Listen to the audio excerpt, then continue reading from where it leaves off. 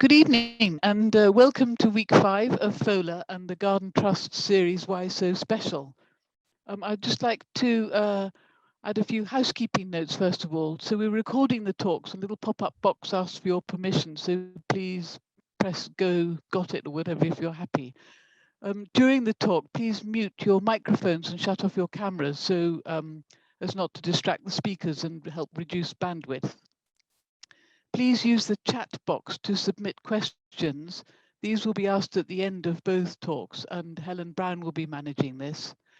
And depending on the time and number of questions, she'll either ask you to unmute and for you to ask your question, or she will ask on your behalf. But we hope to have good time for a good debate at the end.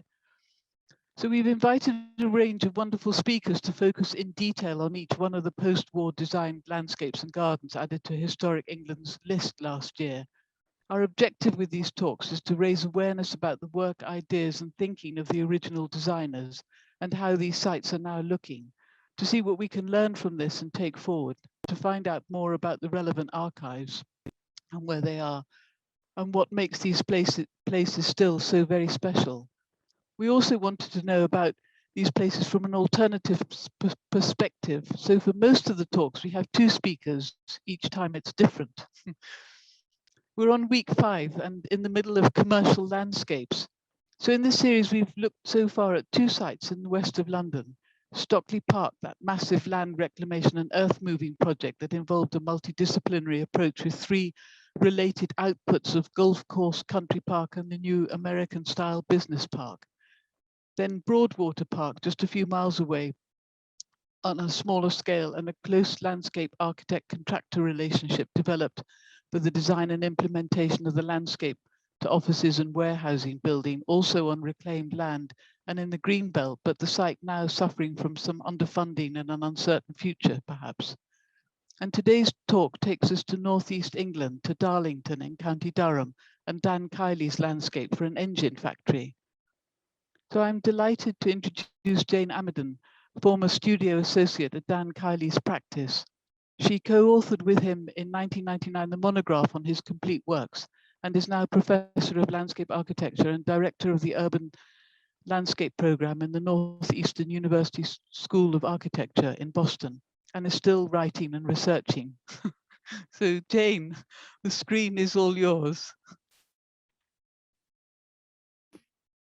Thank you so much, Annabelle. And thank you so much to FOLAR and the Gardens Trust. I'm truly pleased to be here this evening, afternoon my time, to share with you some thoughts on the landscape of the Cummins Engine Factory at Darlington.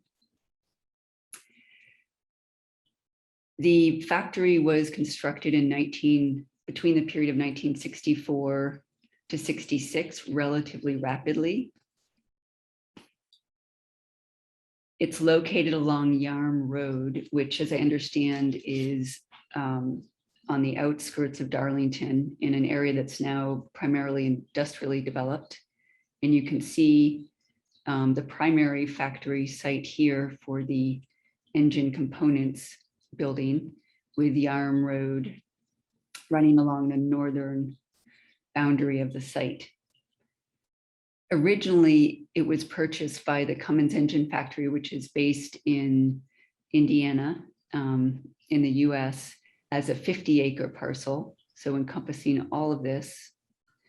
And the eastern parcel was developed into what became a Chrysler Cummins, I don't know how you describe it, as a partnership or subsidiary, but a location where diesel engines are constructed, while this smaller, slightly smaller parcel became the site of the engine component manufacturer. So components made here in the site we'll talk about today are used to feed into the industrial system at the factory next door. The building was designed by Kevin Roche and Roche and Dinkerloo. This is a venerated partnership, one that began when both men were relatively youthful, I guess we could say. They both worked for Eero Saarinen. And when he died at an untimely time in 1961, the two were instrumental in completing a number of Saarinen's key works and then formed a partnership. My understanding is that the Cummins Engine Factory here in Darlington was one of the first commissions that they received wholly as part of their partnership, as opposed to an outcome of the prior Saarinen practice. The site design, of course, is by Dan Kiley, who is a very well-known American landscape architect, considered by some to be the father of modern landscape in the US. He was a frequent collaborator of Saarinen and of Roche and Dinkerloo, so we might take a glance today at some of the works that they did together just to help inform this project at Darlington. I believe that this is the only still standing as relatively originally designed work by Kiley in the UK. He did have a constructed project with the interior lobby, interior courtyard of the London Standard Chartered Bank. And he's certainly done a number of over the years of napkin sketches, models, conceptual planning for a number of corporate clients, private clients, but I don't believe that any of that was originally constructed or still stands. This landscape is designated as an historic park and garden, grade 2, listed in 2020. And its current status is that most of the major elements, from what I understand, are in relatively good shape. We'll talk about that in a bit more detail later. There are minor fluctuations in the site conditions that we'll also touch on. And in fact, the image you're seeing here, which is just lovely in many ways, is actually not an image that Kiley would have himself loved. That has to do with the edge conditions here along the water element. We'll talk about that. I'd like to approach our discussion by first just briefly talking through the prominence of Dan Kiley within landscape modernism in the US. I'll move through that relatively quickly and then touch on where the Darlington project falls within his career and finally focus on the work itself. I'd like to insert a bit of a disclaimer here. I have been to many Kiley works, but I haven't been to this site. So I'm sharing with you thoughts and observations based on research into the project, as well as my knowledge of Kiley and his collaboration with Roche and Dinkerloo on other projects. And I certainly hope to get to the site at some point in the near-ish future. I'll start with just briefly reiterating the overview that many of you may have seen in the Fuller website. I think it's just well stated. This rare landscape design in the UK by influential American landscape architect Dan Kiley has been described as very pure, very simple, and very effective. Historic England describes the faculty as, quote, a classical temple of rusty brown steel and glass. The factory, designed by Roche and Dinkerloo, is set into Kiley's landscape of lawns, a rectangular pool with a ha-ha, and a cor-ten steel fence, which is set just inside the site boundary. The view from the road to the factory building is a sweep of grass with just the top of the fence visible. So simply to set the stage for you, let's jump in to understand a little better the role that Dan Kiley played, how he built his practice into one of recognition in landscape modernism, and the outcome of this project within that career. Kiley was born in 1912 and passed away in 2004. He spent much of his time as he grew up in the city of Boston, very influenced by, he recalled a number of times, the interplay of tight alley spaces and roadways. He also spent a lot of time up in the mountains of New Hampshire at a family home, and believed that he was equally influenced by the expansive space and the spatial interplay of trunks within a forest, for example. It's these the tension, I could say, or these multiple influences that truly inform his work. And I hope that you'll see that coming up. There's spatial influences, there are sensory influences, and always tie back to a very authentic sense of immediate location and the phenomena which occur around that location.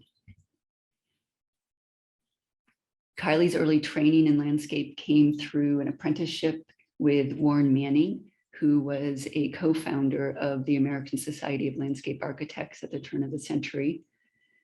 Manning was a renowned plantsman, and from him, Dan Kiley learned he developed a passion for plants, native plants, but also an expertise in we could say the behavior of plants over time, as well as their qualities such as growth pattern, habit, density of canopy, things that he took into consideration with every single project. He always was incredibly specific with specifying individual plants and massings of plants, as well as plant elements. A piece of advice that Manning gave to Kiley, which Kiley did not follow, was to not go to Harvard. Nonetheless, in the 1930s, Kiley enrolled in the Graduate School of Design at Harvard in Cambridge, Massachusetts. He encountered there what was considered a relatively traditional Beaux-Arts philosophy in the faculty. And this was at odds with the architecture faculty, who were already operating under the direction of Dean Joseph Hudnut, with prominent faculty and visitors such as Walter Gropius, operating under an interest in modernism and a belief in functionalism, as well as some of the social and cultural agendas that modernism brought. Kiley was relatively frustrated by the lack of interest and willingness of the landscape architecture faculty to allow the students to explore modern techniques, if not modern theory. And he found sympathy in this with two of his fellow classmates, Garrett Eckbo and James Rose. Together, they explored a lot of the ideas in early modernistic gardens coming primarily from Europe at the time. They read voraciously. And they spent a lot of time attempting to recreate some of the ideas that they saw published in journals which they had access to. Their faculty were not giving them information on these projects. They spent a lot of time experimenting in their own work, and from what Kiley has said, usually receiving low marks if the work was considered to have any whiff of modernism. Are you seeing the prompt to admit people across my screen? Should I X this out? Sorry, yes, just carry on. We'll deal with that. Okay, thanks.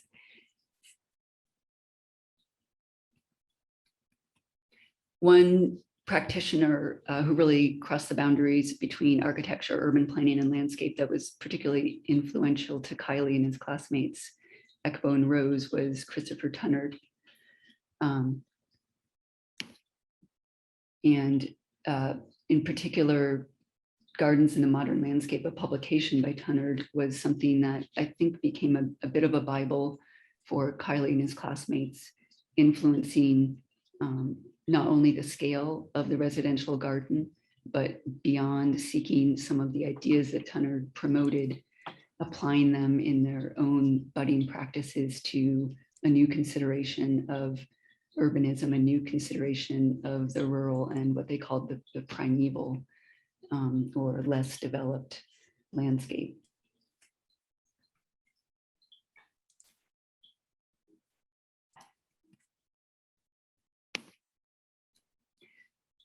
Kiley emerged from Harvard and made his way to Washington, DC at the beginning, really a very potent period of time in the early 1940s. A lot of money was flowing through, a lot of political power, a lot of new ideas flowing through the city. and the design community was at the forefront of that. Kiley worked for the US Housing Authority for several years under, it's of some interest, under Albert Peets, the great urbanist, and also met Louis Kahn there, who it's said took Kiley under his wing to a certain extent and really shared with him a living version of applied modernist principles. Kiley ended up working at Kahn's invitation on a number of particularly housing projects. Here's an example of a work that Kiley was collaborative on with Kahn's firm.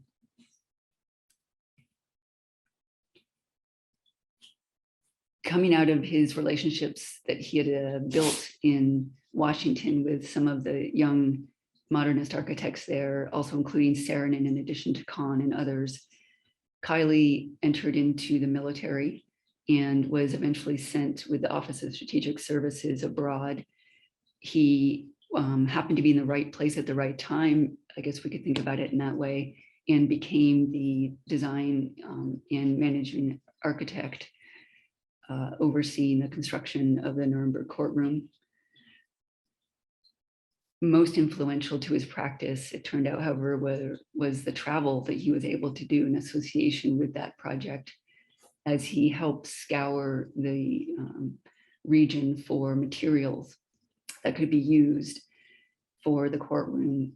He was able to visit a number of 17th century baroque gardens, and as he recalled many times, this really completely altered his view of what had been dusty lantern slides in the basement of the Harvard Graduate School of Design building, brought them to life. And he understood for the first time truly what the spatial power was of landscape at scale, a precise landscape which uses perspective and volumetric relationships.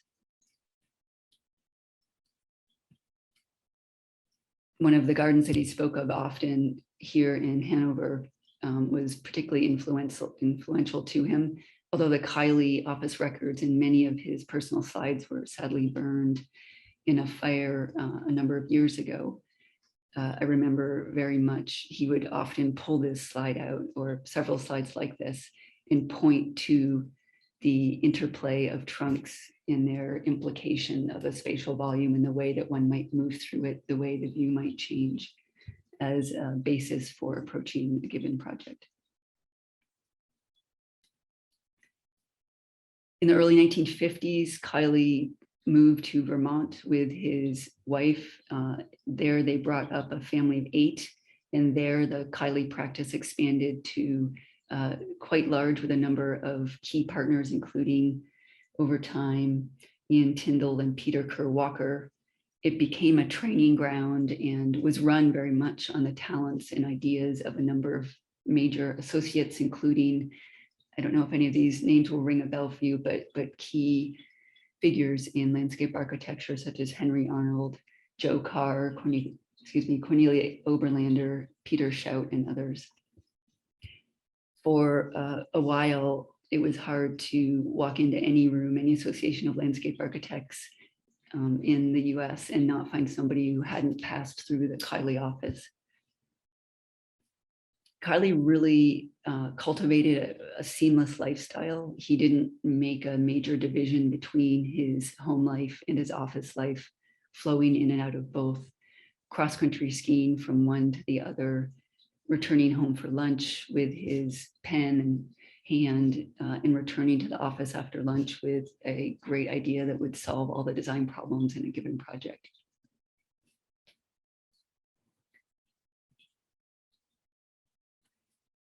Over a multi-decade period spanning from the 50s into his death in 2004, Kiley and partners and associates grew what was a locally based practice in Burlington, Vermont, into an international and internationally recognized landscape architecture and urban design practice. Kiley had originally located the office, his home with wife Anne, on purpose, it is said, outside of Burlington, Vermont, because it was close to skiing and close to an airport that would let him over time get to those national and international site locations. And seemingly it worked.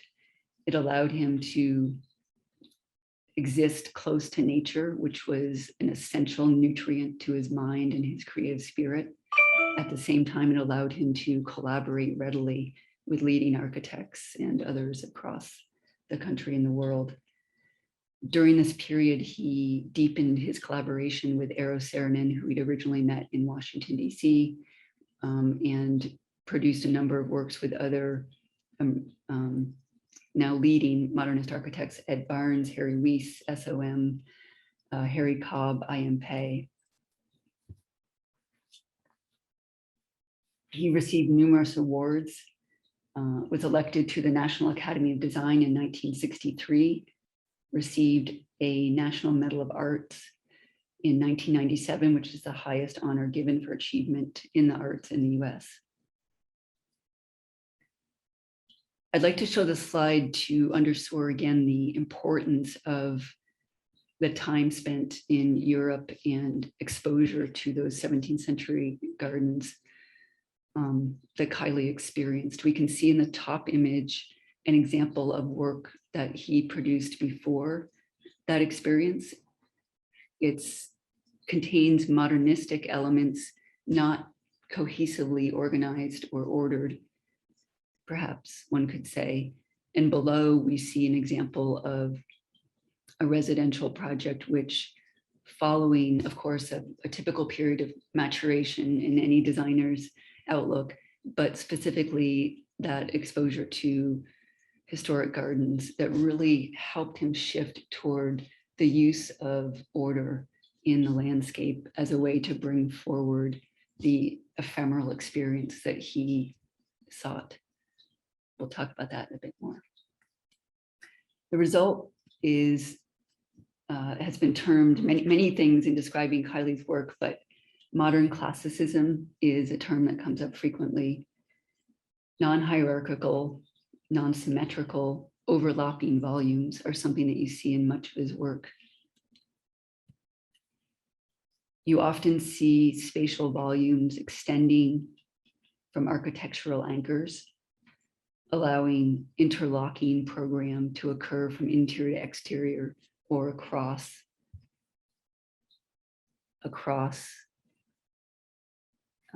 and through a given site. Spatial volume, central to Kiley's design endeavor, achieved at multiple scales.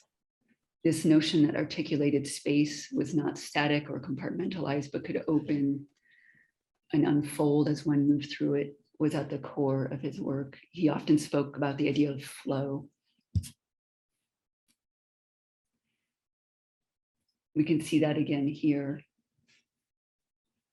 In order to achieve that, he used what might be thought of as precision in his work. I personally never heard him use that term precisely.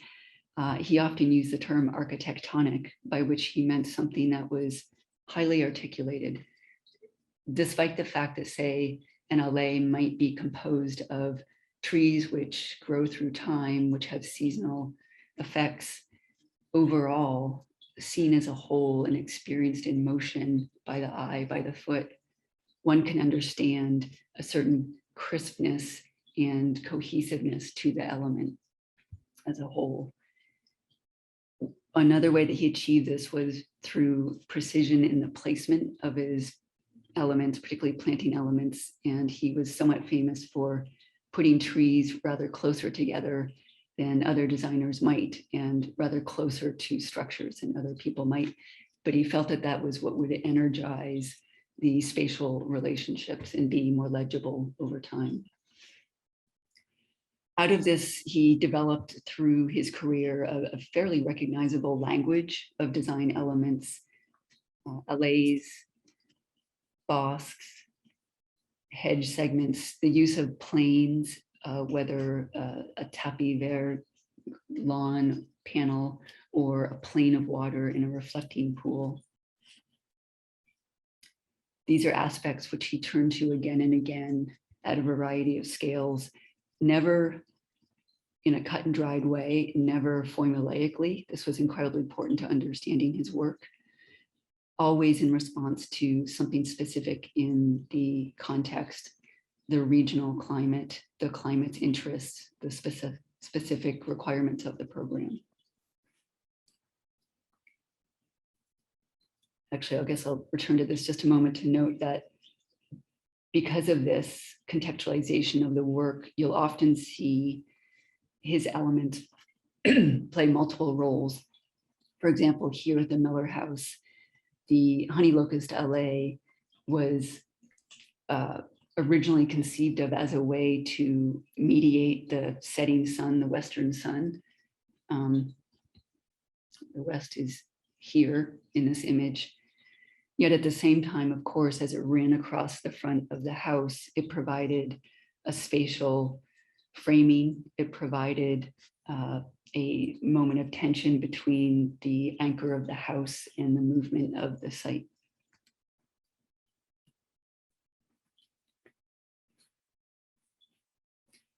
You see these techniques combined again at multiple scales over time.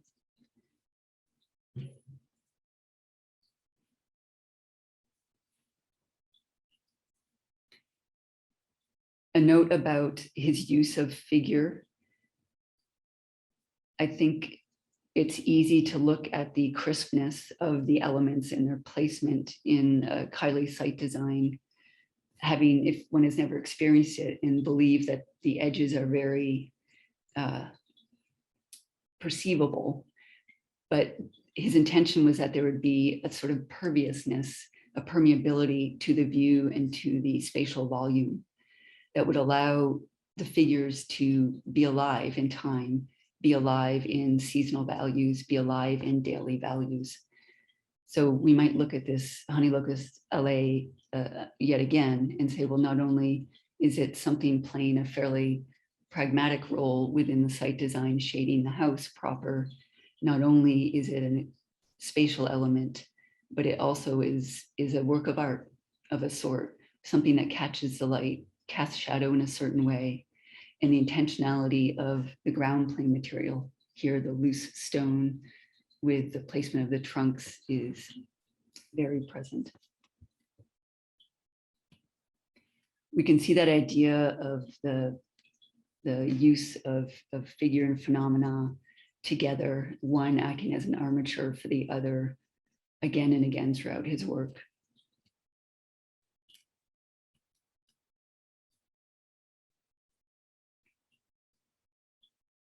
There's not one location within a Kiley project where one can stand and get the perfect Instagram shot. You very much are meant to return experience again and again and again. The experience is never finished, and in his mind, the design was never finished. Very much having to do with fit, again, with the client's interests, the programmatic requirements, rarely with the budget. He was not one to, I think in some cases, particularly with private clients, respect the limitations of the budget, but fit certainly in contextual qualities, regional climate, et cetera.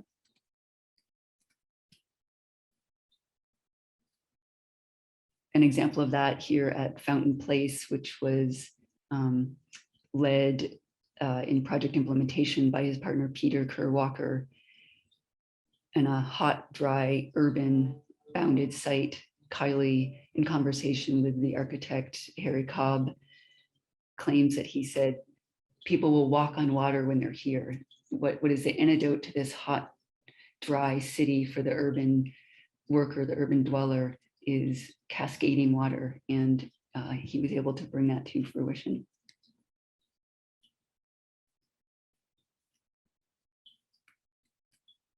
And similarly here at the Chicago Institute of Art South Garden, we see a very intentional use of figure set as an armature for daily, seasonal, and weather-based change, as well as human presence and human occupation, human experience. The selection of Hawthorne, for example, here, Dan was very clear that he wanted the ceiling, the canopy to act as a ceiling at a certain degree above the ground plane. It was not meant to be high and soaring. It was meant to be a spreading and enclosed experience as one transitioned from the busyness of the city, taking several steps down in a minor grade change to essentially enter the site.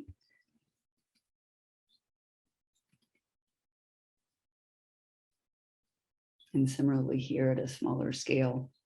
In terms of fit, although Kiley's work is often identified with what some label formality, but it isn't.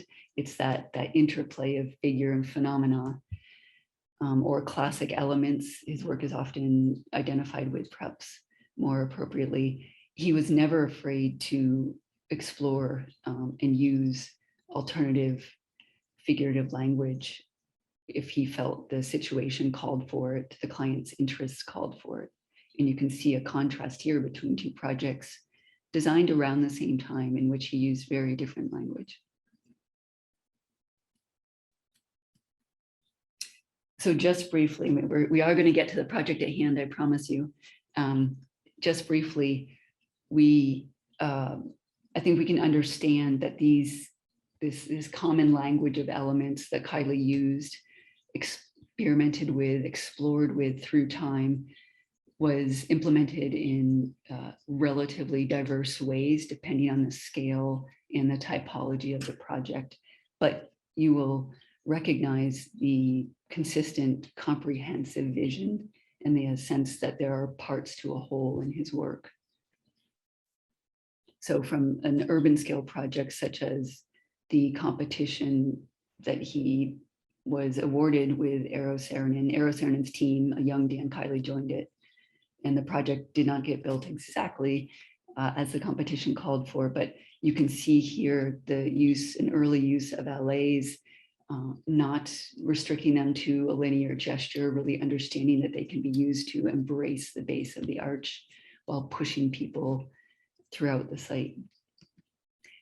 You see this at the residential scale, here again at the Miller House, which is one of his best known works, that honey locust allée as it stretches across the west facade of the house works in a relationship with other major elements of the site, such as the entry horse chestnut allée. If you note, neither one of those, not the entry allée of horse chestnuts, nor the western facade, the balustrade of honey locust, hit directly, symmetrically, or even come close to the footprint of the building. They slide past it, which was a way to create a more dynamic set of relationships that would set off a sense of arrival and a sense of space that opened and unfolded across the upper garden.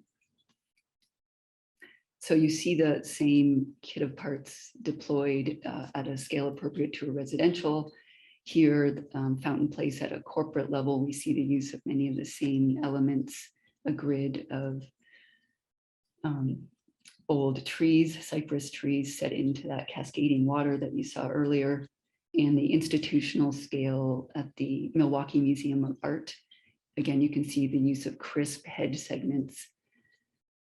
This work is a bit more, we could say, symmetrically balanced in many of his work, but it was called for by the context set by Santiago Calatrava's expansion of the existing museum building.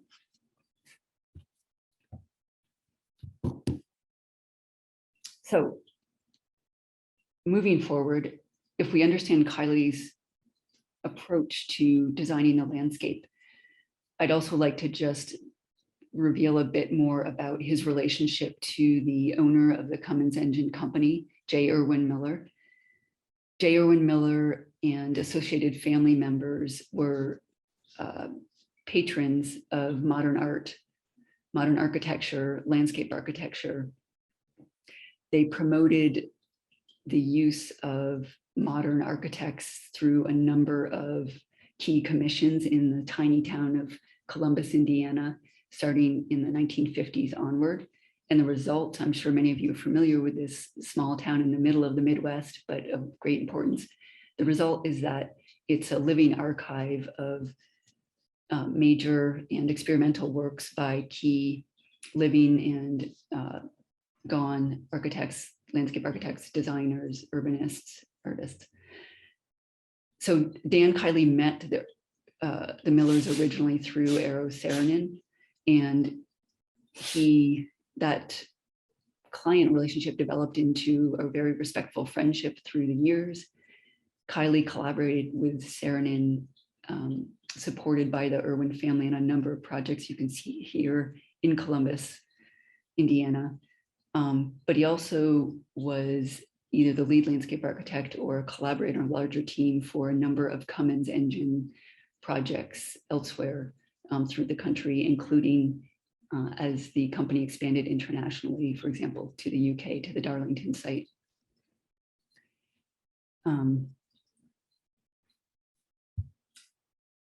Yeah, I guess I'll leave that there, but I will say that the Cummins Engine Company, as it grew from a relatively small operation early in the century to a leading engine manufacturer by mid-century, had the resources to promote and eventually export globally, not only its technology, but also a sense of culture. And the hiring of designers like Saarinen, like Kiley, like Roche and Dinkerloo was recognition that they carried with them an understanding of modern culture and the role that modern design played within that could be held up as an example for the rest of the world, essentially.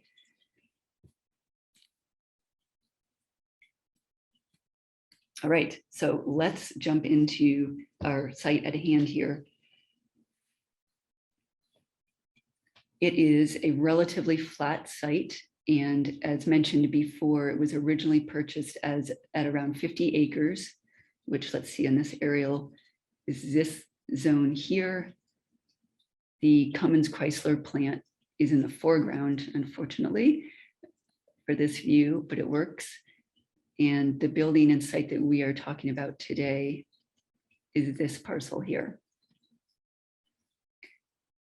The site, relatively flat, was designated originally, I believe, as an airfield before being sold to industrial purpose.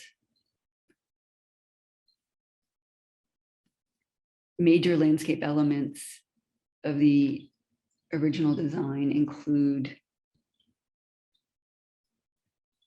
a rectangular pool here, which lies between Yarm Road in the northern perimeter and the building itself. It includes a lawn which skirts the building on 3 sides. It includes tree lines on the west and the east, which you can't quite see the eastern side from this image, I apologize, but here we go.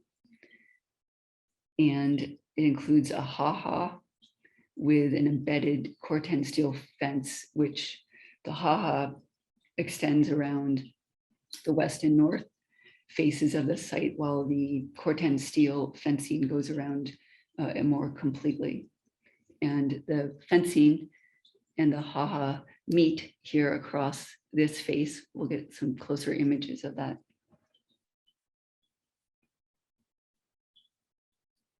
The primary entry drive is on the eastern side, leading to a parking lot or a car park. And there's now some infringement on that, I understand, through on the southern edge of it with a drive testing site. The western side of the building contains the loading docks, and we have an entry on the eastern perimeter of the site because of that.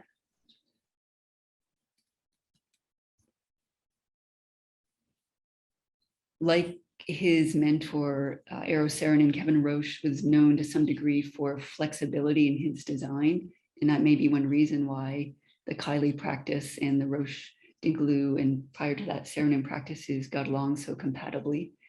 The idea that you may have a strong design language, but it's the fit and appropriateness to the site and the conditions which determines the outcome. Nonetheless, like in Saarinen's work, Roche in some cases is identified with a sort of modern heroic style. In this case, it's achieved through the use of cor-ten steel and glass panels. This is an aesthetic and a structural system that was used by Eero Saarinen's team that included both Roche and Dinkerloo for the John Deere headquarters in Moline, Illinois, outside of Detroit, just prior to this project. So while innovative, it is a structural system and a material choice and an overarching aesthetic, which the team had been playing with for a little while, including the Miller House, which all of them except for Dinkerloo had worked on together, I believe. This is the first use of cor-ten steel in a factory building in the UK. I have seen written, as well as the first use of neoprene gaskets as a mechanism to hold the glass panels in place. The cor-ten steel idea, we could say, Saarinen wrote about to some extent as being inspired by the rail industry, which is something that clearly was inherent to the growth of commerce and culture in the US as well as the UK. And that was a factor in Roche and Dinkerloo's decision to use it here. And the neoprene gaskets, it has been written, were not only an innovative solution that had already been explored, but it also was very fitting here. It's a technology borrowed from the automotive industry to hold windows in place in automobile construction. So somewhat reference to the program of the building. And you can see a bit of a closer up view of how these components, architectural components, come together.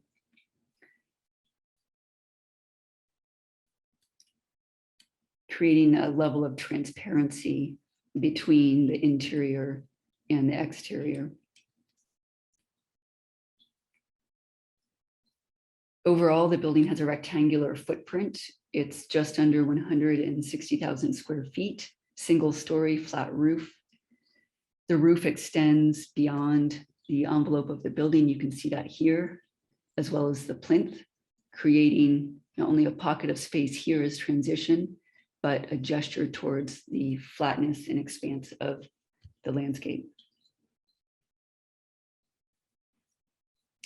The steel frame sits on a plinth of brick and is comprised of 30 by 60 structural bays. I believe the idea was that not only would this be adaptable to changing use over time, but it also could be expandable, and it was expanded at least once in after construction. I think actually not that long after original construction, perhaps a couple of decades. So it's a relatively open plan and considered to be innovative in its programming, in that due to the open plan and the structural system, there isn't a lot of differentiation between areas, interior areas where the workers producing the manufactured goods and the office workers are located. Of course, there is a lot of difference in how those spaces are equipped, but the larger notion is that there's a kind of equalizing force spatially and even visually. The designers very much wanted the person putting the engine component together and the person writing out the business plan to look out similar windows and see similar sites.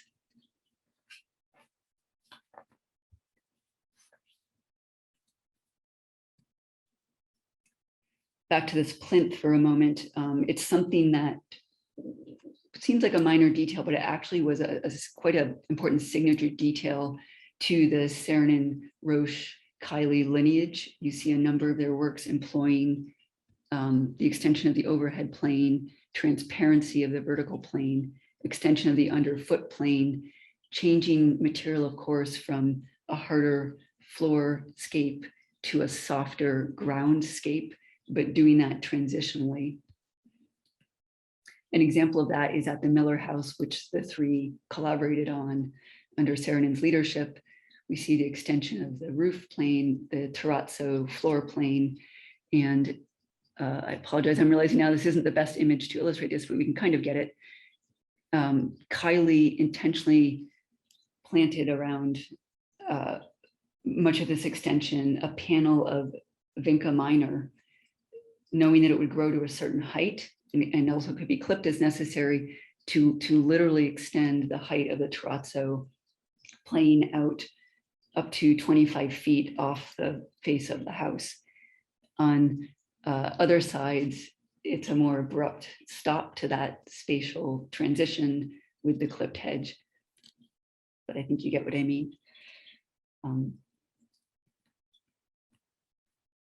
So overall, the aesthetic for the Cummins Engine Factory here in Darlington is one of high-tech precision, high innovation, flexibility, responsiveness to program, and site reflection to a certain degree. The idea that there is a unity in aesthetic and approach between the major elements of the site and the major elements and ideas of the building, down to the phenomenological comparison, one could say, between the reflectivity of the glass and the reflectivity of the water. This integration between architecture and landscape was very central, as I've mentioned, to the Roche, to the Saarinen, and then the Kiley Roche Dinkerloo collaborations. We saw it at the Miller House. We saw it at a project in which Kiley joined Roche and Dinkerloo in New York City at the Ford Foundation. We saw it at the Oakland Museum, where they again collaborated with a bit more compartmentalized surfaces and spaces due to programming and site, but nonetheless similar ideas. So moving specifically and quickly to major elements of the site, we can see, and I apologize to you, this was from a journal publication. I always like to put my northern side of the perimeter of a site up, but in this case, this is the northern perimeter of the site, looking in the site plan. So we have the building proper, we have the reflecting pool, which is on the north face of the building between the building footprint and Yarm Road. This reflecting pool is around 180 by 90 feet. It is inset into the ground with blue brindle brick, which is a similar material used in the floor plane of the interior building, as well as that extended plinth that the building sits on. The idea is that the surface would not break from in a major way from interior to exterior. The reservoir was originally designated to be the reservoir for the fire sprinkler for both factory buildings, although I believe it doesn't play that function anymore. It's also the reservoir offset, and you can see that a bit in this section. It's not directly on the center of the facade of the building. That's very intentional and has to do that sense of dynamic and unfolding space that feeds from within to without, as well as around and across a given site. It relieves any static solidity and opens up the ability for one to move through the site as opposed to achieving a singular destination.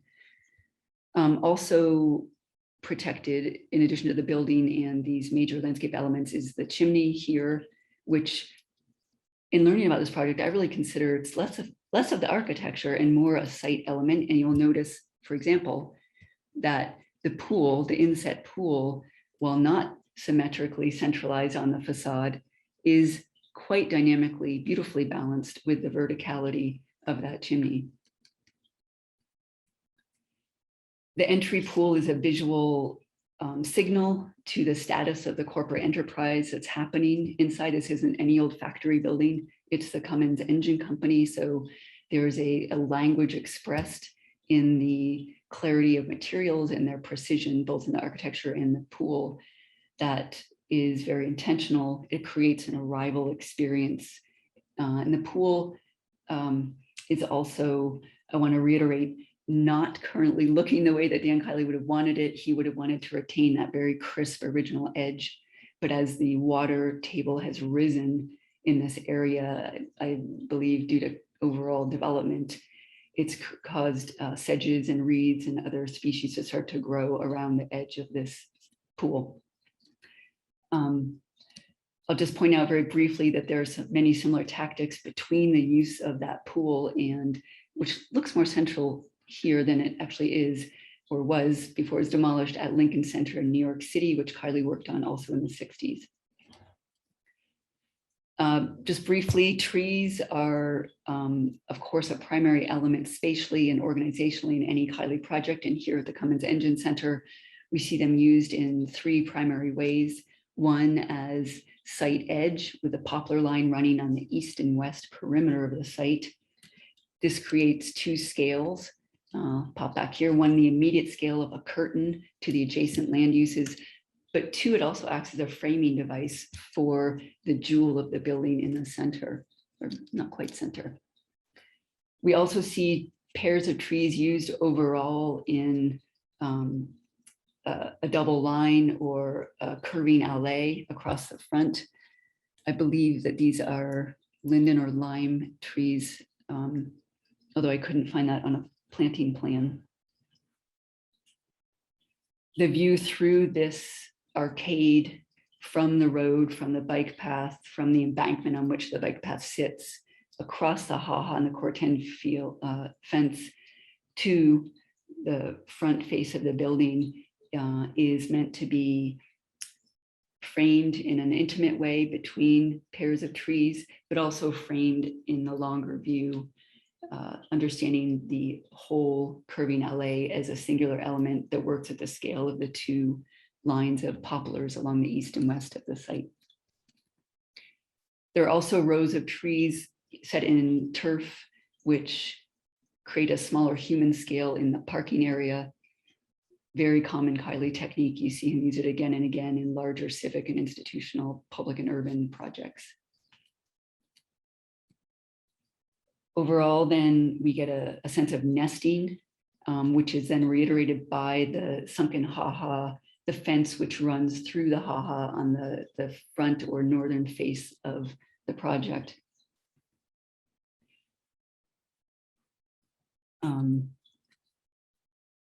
Yeah, we'll leave that there. Although we'll say that the cor-ten fence is also protected, and clearly in terms of material and aesthetic language works in concert with the larger site themes and architectural themes.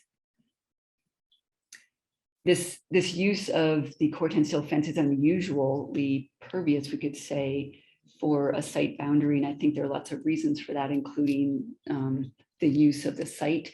Usually you see, or we could say in smaller scale, more privately oriented projects, you see highly used, often staggered clipped hedges, as you see in the distant ground here, or grade transitions of abrupt breaks and tree lines. And of course, I think the scale and the corporate nature of the site at Darlington called for something which was more visually accessible.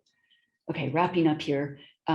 Arrival, as we said, along the eastern boundary of the site puts you into a car park. Arrival along the western side is the loading dock. There's not a lot of attention paid in this project to pedestrian circulation. It's fairly straightforward. It's not even, I would say, raised to a visual level that you might often see in other Kiley Roche works. I did read that, and very intentionally, the architects created one entry point for all employees, no matter what your stature, which is here on the eastern side. So in closing, the current state is, I believe the major elements are intact. Some trees, a few have been removed. Water intrusion has change the nature visually and ecologically of the major water bodies, including that rectangular reservoir reflecting pool and the ha-ha, which now puts that cor-ten steel fence into its feet are in water. But relatively intact overall. And I will close showing an image above from Darlington. An image below is the entry drive to Kiley's home and office that he was occupying when he passed away, and end with a quote from him, which is, "The process of addition and expansion, renovation and reinvention is never done. To build is to keep imagining fresh possibilities. I am always searching for the purest connection to that which holds us all together. There is an ever-evolving, changing, many-faceted order that binds everything into harmonious parts of a greater whole. It is design's role to find that harmony." So thank you so much. And Matthew, I'm sorry that I went a little bit long. I will stop sharing so that you can start sharing. Jane, that was absolutely fantastic. Thank you so much. You're welcome. So we'll have questions later on, as I mentioned before. So Matt's going to talk about Cummins' second engine factory in Scotland. This is on the list of ScoMo, the Scottish Modernist Landscape Recording Project. Matt established this in 2018 with the support of LI Scotland to promote the documentation, preservation and celebration of Scotland's modernist landscape architectural heritage. Matt is a landscape architect based in Glasgow, but currently surrounded by dead stags or whatever it is on the wall. Sorry. Matt, please. Okay, I hope you can see the opening slide and also hear me. Yes. It was Kevin Roche, Roche and Dinkerloo, who were responsible for the Cummins component plant in Darlington, who recommended Aarons, Burton and Korolek, ABK, to Cummins in 1975, when the company were looking to expand their existing factory site at Shotts. Cummins had had a presence in Shotts since 1956. Cummins Diesel Engine Factory represented the first Cummins production unit to be opened outside the company's base in Illinois, US of A. The Cummins Diesel Factory Shotts specialized in the production of high-speed diesel engines, with the Shotts plant pioneering a new breed of engines for coach and rail companies. Let's start with the building by A, B and K, completed in 1983, which Historic Environment Scotland considered to be one of the most significant and important examples of large industrial buildings in later 20th century Britain. The building is category A listed, equivalent to grade 1 in England. HES, Historic Environment Scotland, state in the listing that the former Cummins plant is a notable example of the emphasis of design in industry during this period, revitalizing the concept of the industrial shed. It is recognized as a model of rationalist, functionalist, modern architecture. The building was designed through a lengthy consultation process between client, employees, engineers, and architects, resulting in possibly Scotland's only ergonomic factory building.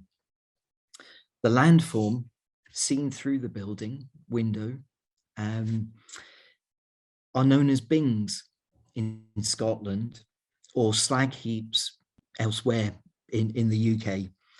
And bings are a byproduct of mineral extraction. Interior and exterior.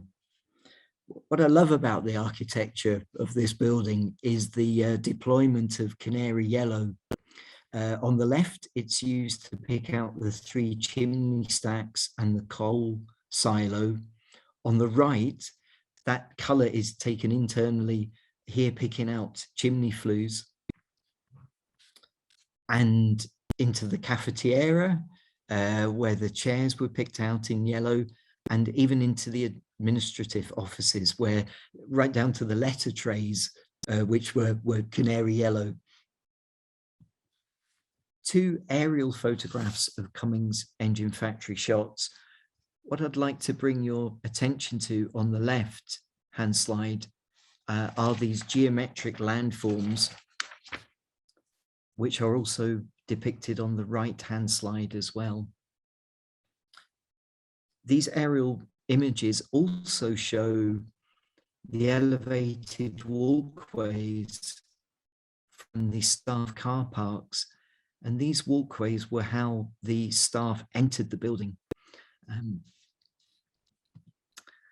Now, this slide is of bings. These are oil shale bings in West Calder, West Lothian. So why bings? Well, James Hope, landscape architect, Land Design Group, resided in Broxburn, West Lothian. He had worked for West Lothian Council and also the Livingston Development Corporation.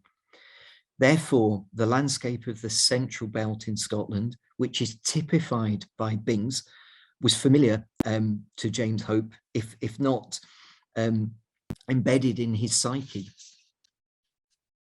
The Five Sisters is a scheduled monument of national importance and is the most widely known reminder of the pioneering oil industry based on the mining of the West Lothian shales, which laid the foundations for modern international petrochemical industry.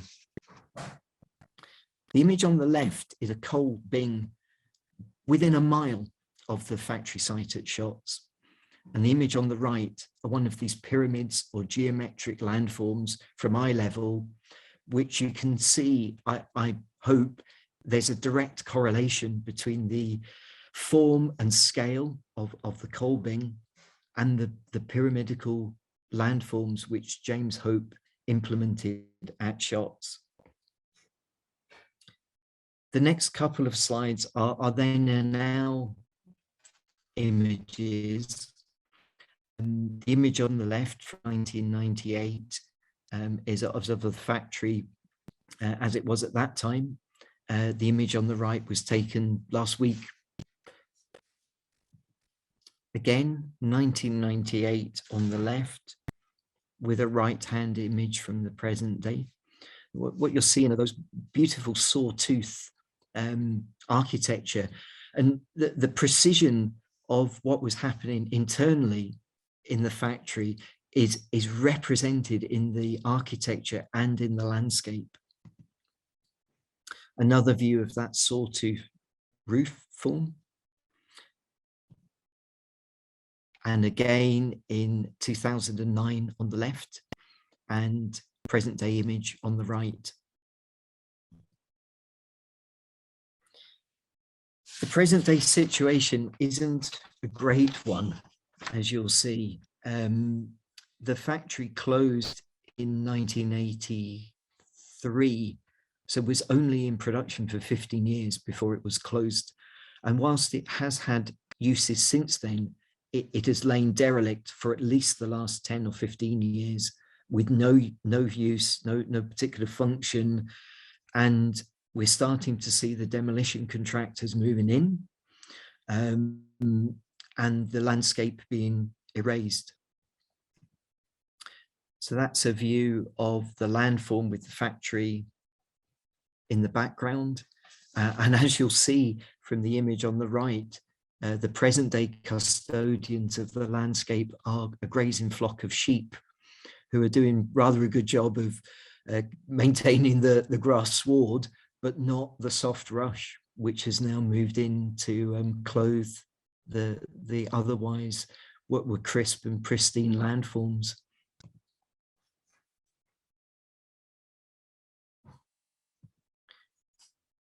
Finishing with this slide of the present day situation with those chimney stacks and the coal silo. But if you look to the center left in the middle ground, you'll see that Bing that inspired the landforms at Cummins Engine Plant by James Hope of Land Design Group. So why so special? Well, in conclusion, the design team, Ahrens, Burton and Korolek, Ove Arup and Partners Engineers and Land Design Group, as recognised by Historic Environment Scotland, this building represents one of the most significant and important examples of large industrial buildings in the latter 20th century. It's an example of ABK's principal work from the 1970s in the UK. Its style, it's recognised as a model of rationalist, functionalist, modern architecture by Historic Environment Scotland. And in particular, the landscape architecture. Why is this special? Well, I think it's because the landscape architecture reinforces the built form and the building's use through the use of these geometric landforms, referencing that precision engineering process. It also represents a response to placemaking through pyramidal shaped landforms inspired by the dominant Bings from this post-industrial landscape, which is prevalent in Scotland's Central Belt. And that concludes. Thank you. Sorry, I got carried away. Matt, that was fantastic. Thank you very much indeed. Can I hand over now, please, to Helen Brown to deal with questions. Please, if you could just bung any questions in the, not any questions, but good questions in the chat box, that would be brilliant.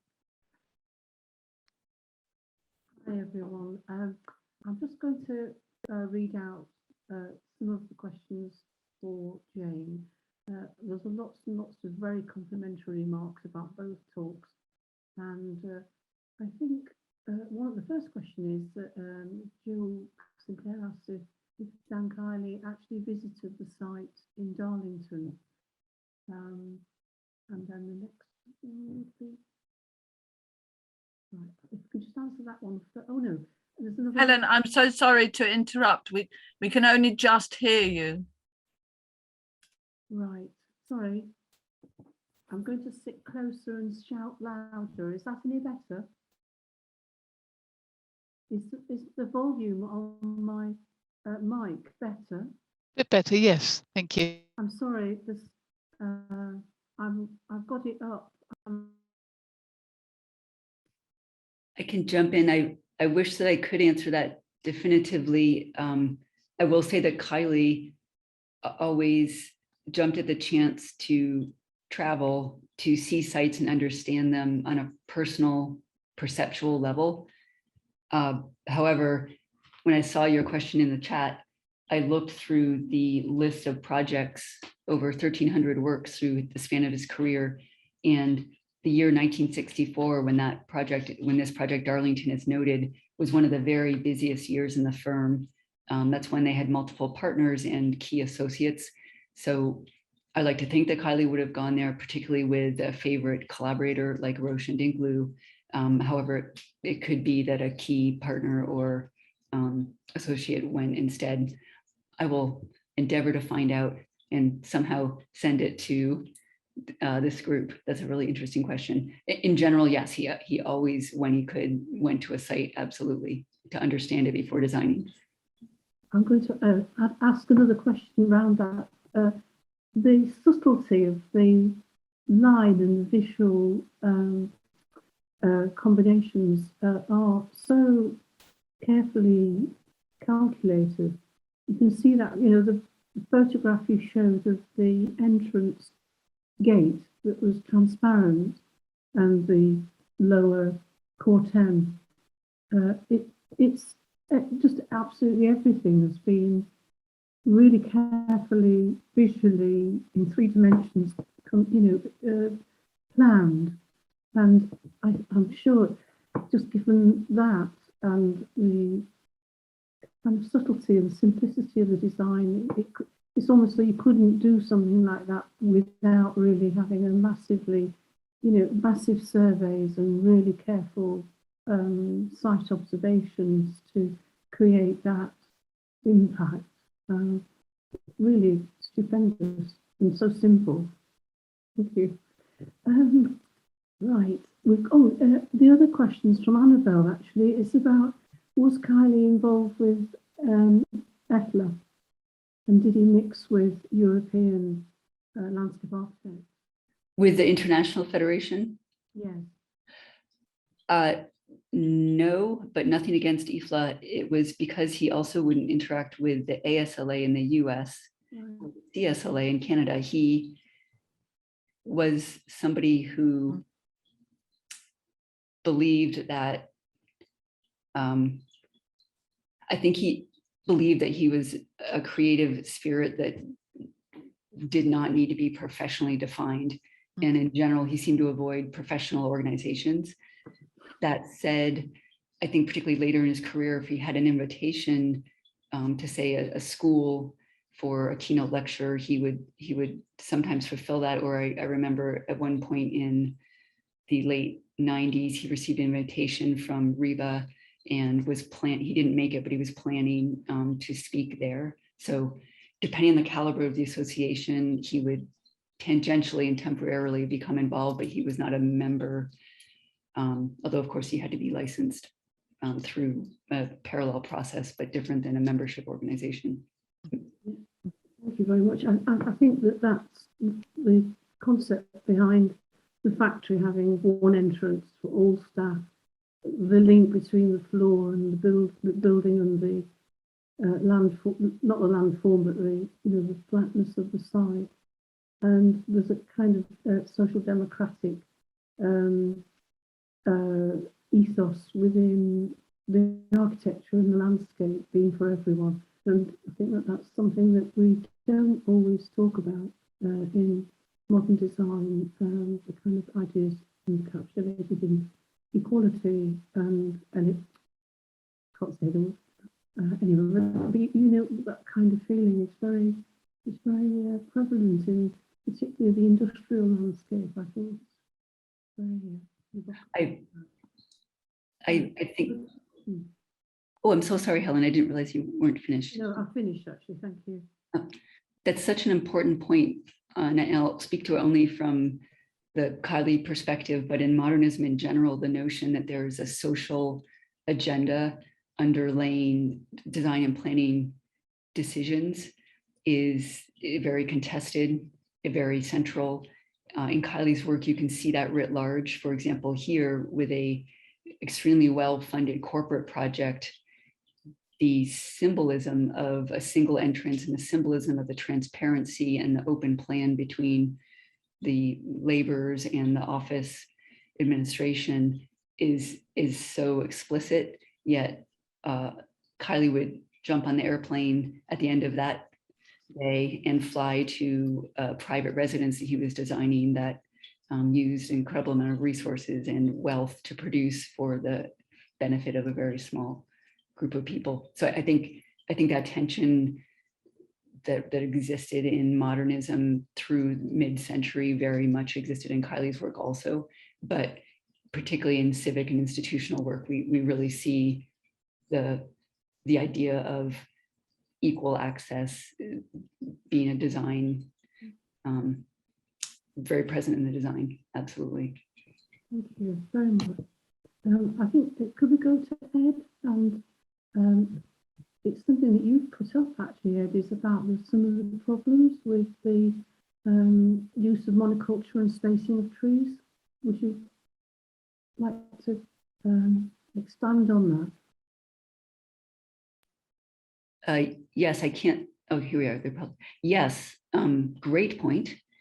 He was told that many times and knew it innately from his plants, his years with Manning, his outstanding training in plants. And he did not care, much to the detriment of a number of his projects and his clients. And there's a record through some of the client relationships where the project either didn't go through or was changed abruptly or taken away from the Kiley practice and given to another practice because Kiley typically wouldn't flex on that point.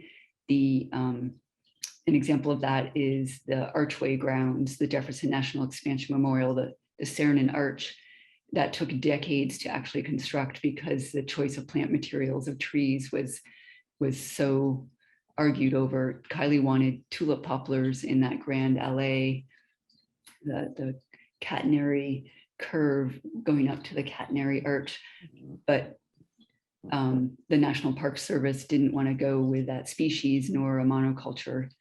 And you see that again and again in his projects, but other clients were very eager and remain eager to use the resources to protect and sustain a monoculture for the aesthetic, spatial, and other implications. So excellent point, and one that he was aware of and stuck to his guns around. Thank you. Ed, you've got your hand up, so would you like to speak, please? Yes, just a number of similarities. At Shotts, a perimeter swale was deployed as a security device. There was a burn that ran through the site that was rerouted and canalized along the front edge. Also, although I'm sure he would have been far too humble, James, to compare himself with Dan Kiley, James Hope was a horticulturalist. His first degree was in horticulture, and also influenced by the baroque landscape.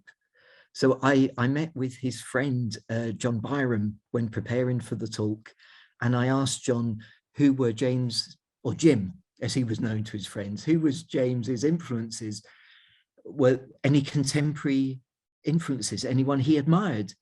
And John said, I don't think so, but he did love the baroque, which I thought was fabulous. And although Shotts seems bereft of trees, that's due, unfortunately, to the recent demolition works. There were trees. A single species of white poplar was deployed in a very grid-like structure along the front of the site. And if you go to Google Street View, the view from, say, 2007 shows these trees, which are no longer extant within the site. So it was lovely to see some similarities between both projects, but also between both landscape architects. Absolutely, that is fascinating. And I'm sure that there, between figures like this, there is a mutual awareness, if not actual conversation. Very much, I think there are micro influences that are flying back and forth constantly between designers. I was just looking at the dates. So Shotts was 75 to 83. It was under design. So it obviously, Darlington predates Shotts. And I wonder if James Hope would have visited. I imagine he must have visited Darlington. Yeah, you would think, in considering taking the commission, if he considered that he would want to see what had happened a decade earlier. Absolutely. That's as well as the range of architectural and landscape and urban design that went into other Cummins locations, headquarters, administrative buildings, as well as manufacturing plants. That there's a lot of, I think by the 70s, he would have had a lot of references either to avoid or to incorporate or simply be aware of.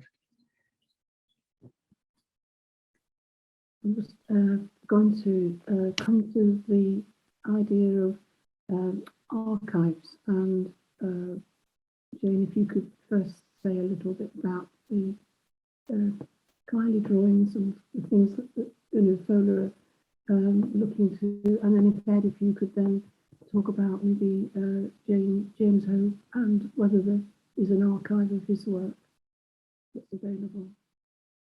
Thank you.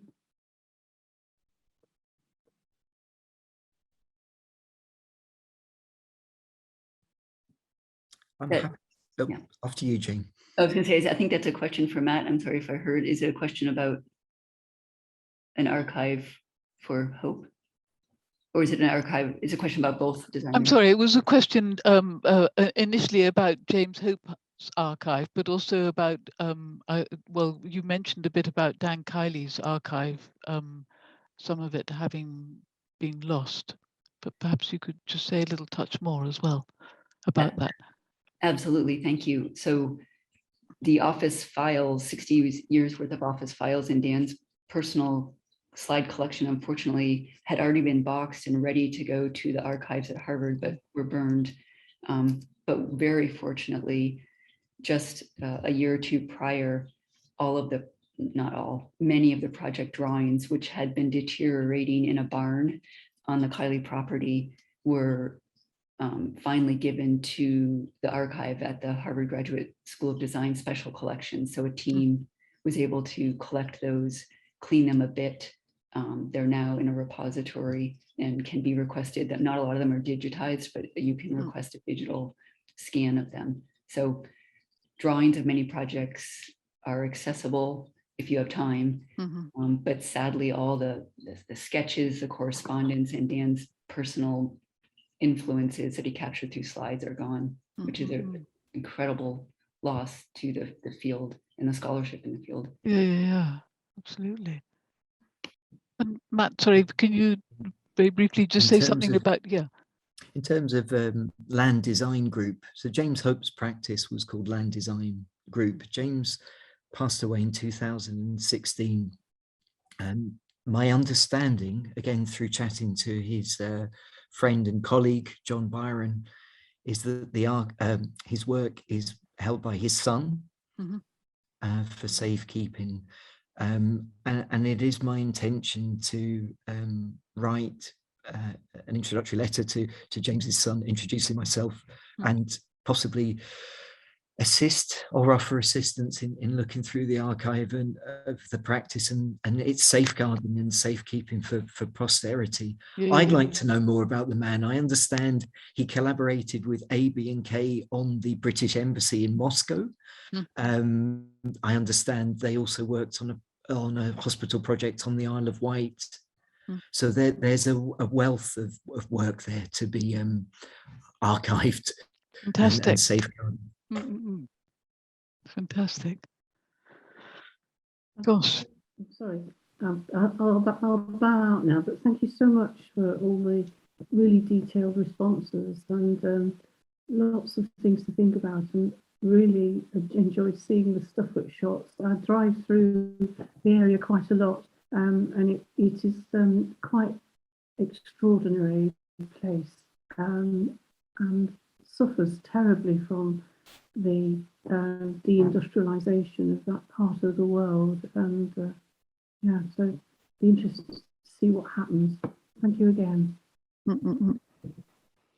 So Jane and Matt, thank you so much for what you've brought to us. And Jane, I think the idea of the client exporting technology and culture is just such an important thing. I'm not sure. I don't know. I'm not sure how much we picked up on it. From your talk we did, but culturally or whatever. I don't know. I don't know how much. Sorry, I'm not going to ask you a question, but I think that's a fascinating idea, fascinating concept. I think how you introduced him and gave all the background was just so incredibly useful, and putting it into context. And very grateful. Thank you so much. And Matt, thank you also then for giving us a mirror to another site, with the same client, obviously, and different approach to it, but from the conversation, more similarities than differences, probably, which is really very interesting. I think we'll have to do other things with you two and sort of take this on another stage. But this is fantastic. I'm so grateful to you both for your time and effort and all the things that you put into it.